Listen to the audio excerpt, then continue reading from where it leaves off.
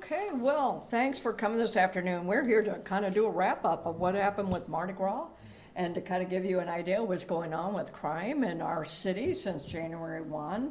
And so I do want to begin by thanking so many people, but very first would be my mayor, Mayor Cantrell.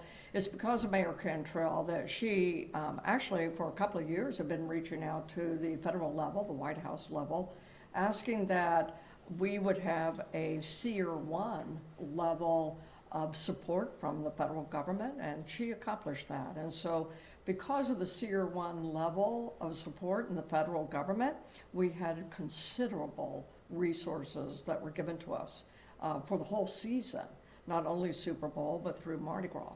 And then, of course, Governor Landry, because he did an emergency proclamation, we were able to see the hard assets that we call the target hardening assets.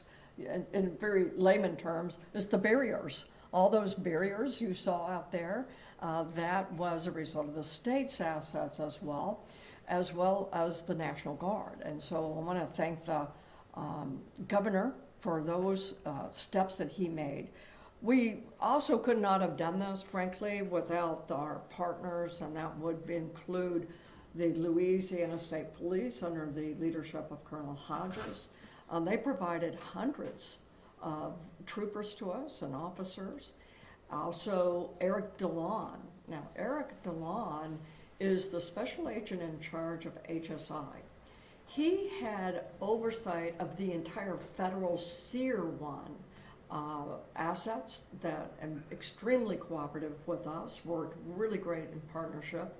But for instance, it's through his office and his leadership that we were able to get as many bomb dogs. If you think about it, we needed 121 bomb dogs.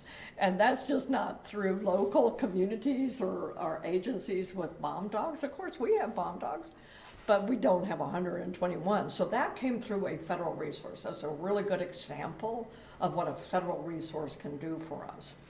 But let's now talk about some specific numbers. Oh, I don't want to forget, but it is important that we give a shout out to our sheriff. Sheriff Hudson provided a considerable number of deputies out there. We did have deputies from around the different neighboring parishes. For instance, Jefferson Parish also gives us a tremendous number. And you got to think about the impacts. They also have Mardi Gras festivities in their own communities, in their own states, or throughout the state. So all of these different parishes who gave us assets, it was tremendous because in total we were right around, I think it was, Chief, around 2,000 additional kind of law enforcement. 1,100. Yeah, 1,100. We have 900 commissioned officers, as you know, or 300 short. But of our 900, we devoted 600 to the parades and the activities on French Quarter and so forth. But we still have calls for service that have to be answered, the 911 calls. And so we had to hold back about 300 of our officers just to handle the calls for service and the districts. So let's talk about some specific numbers now. So I truly, we thank everybody, and probably the one agency I should give the biggest shout out is New Orleans Police.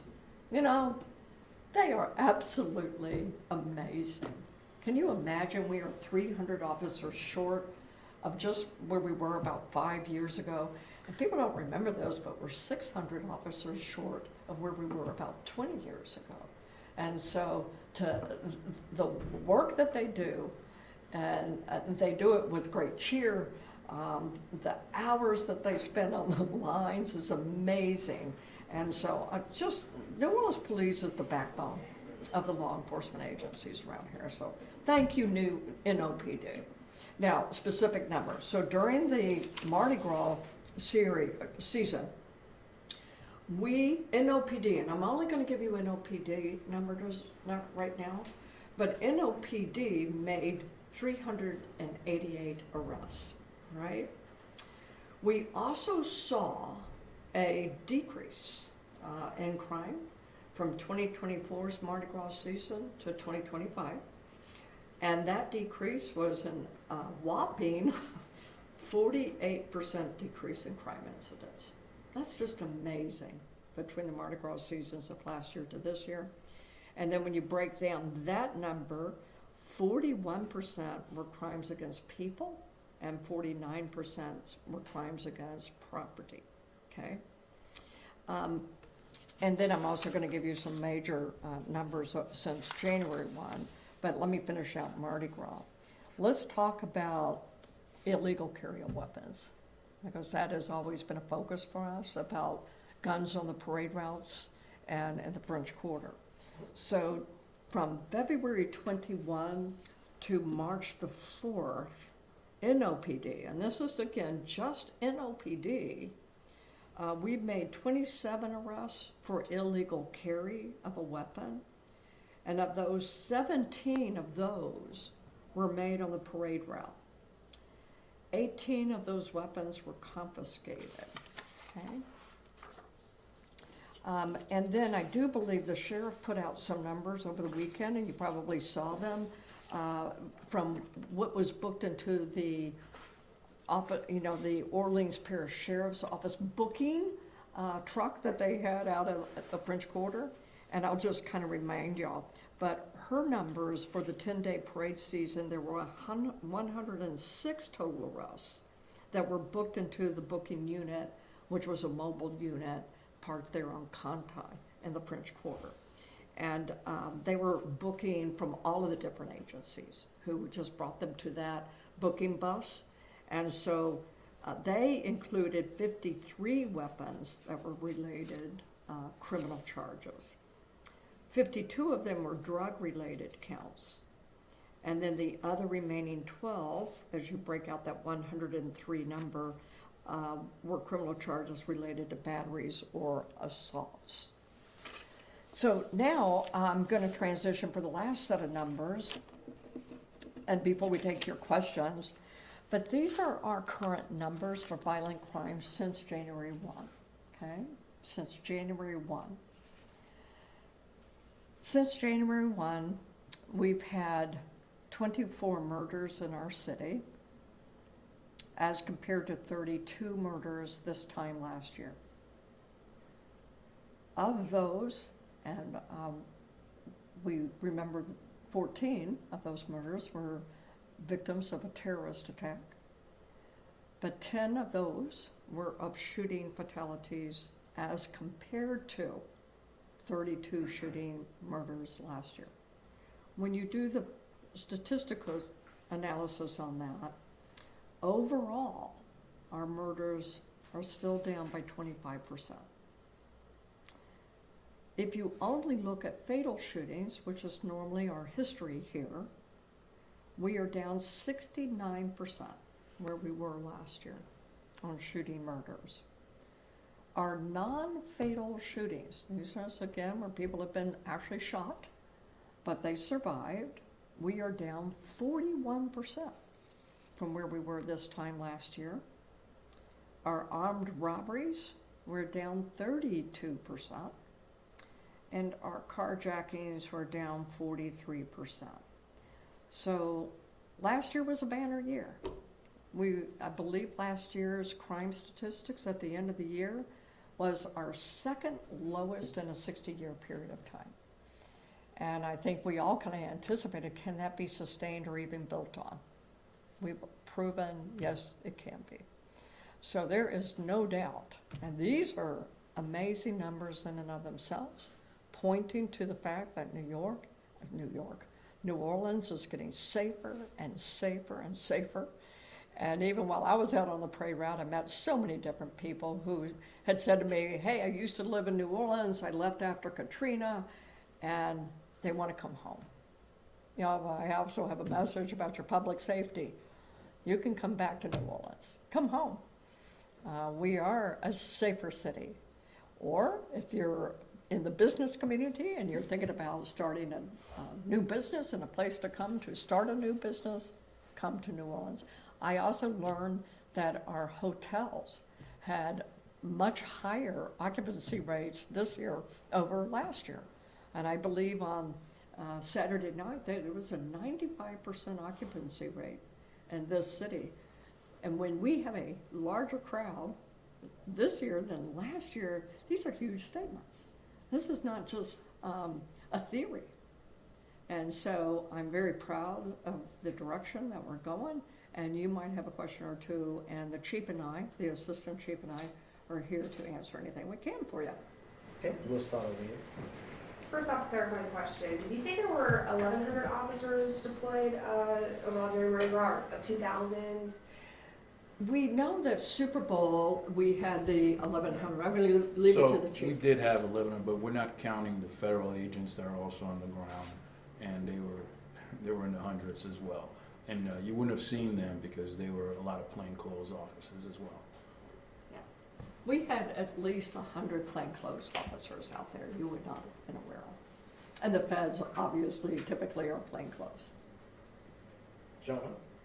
I know we had the Sear 180 for Mardi Gras, and I know some time ago we had Bill Bratton come in. He was supposed to be on the ground looking at the city, making recommendations.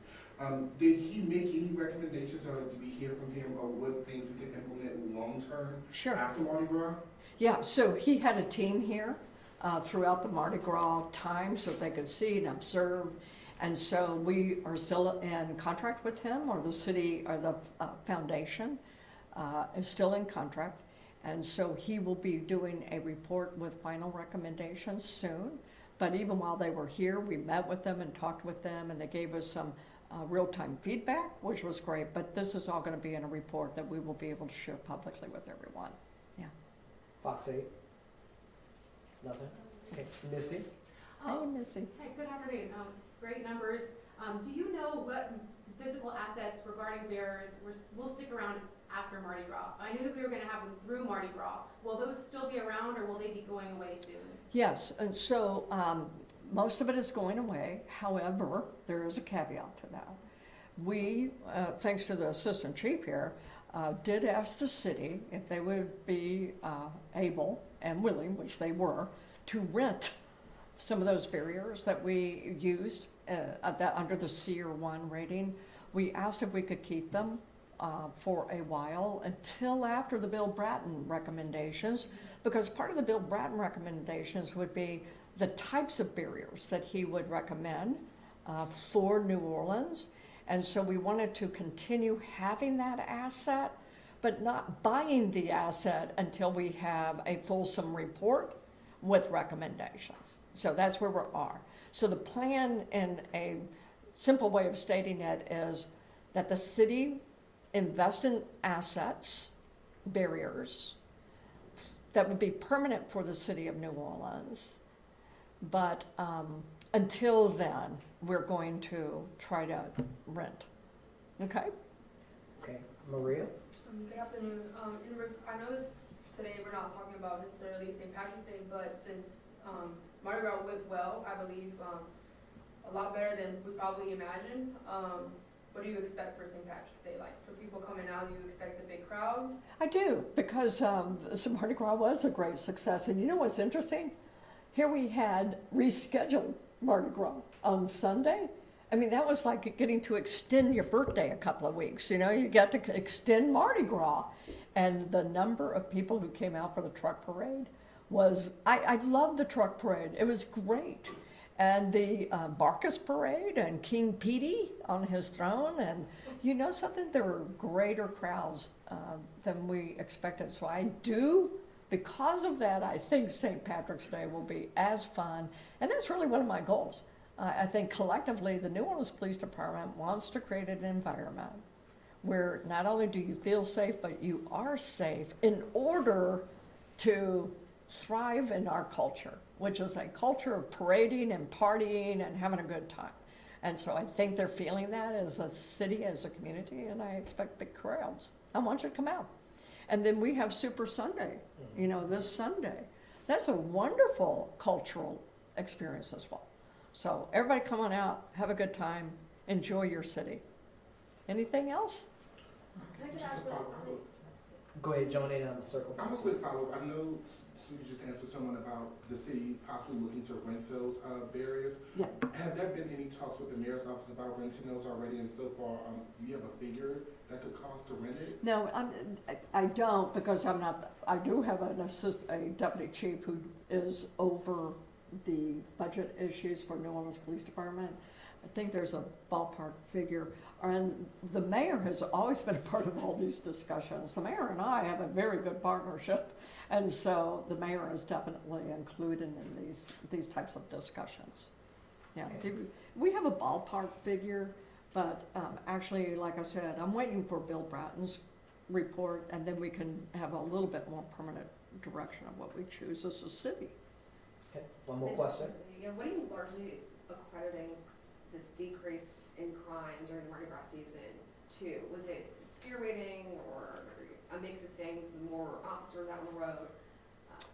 I think it's actually a, may sound simplistic, but it's not. It's complex, but it's like having many leg stool that stabilizes your stool. So if you have several legs, you're gonna have more stability. So those legs are presence, the number of law enforcement presence we could provide, the hardening of the targets with barriers, the fact that we are actually very cooperative among one another, and we are extremely well trained, and meaning we've had to train our officers how to look for concealed weapons, and then to constitutionally and effectively address and make those arrests. I think you're seeing that. I think the community is working with us a whole lot more because they trust us more. And therefore, Crime Stoppers matters. When people report things, that's a statement of trust. So that's what I mean by, it sounds simplistic, but it's complex. And getting all of the agencies working together. We used to be very siloed in law enforcement. We didn't talk to one another. That is old school. I have no patience for that. And so, yes, we do play together well. All right, Yeah. thank you all for coming out.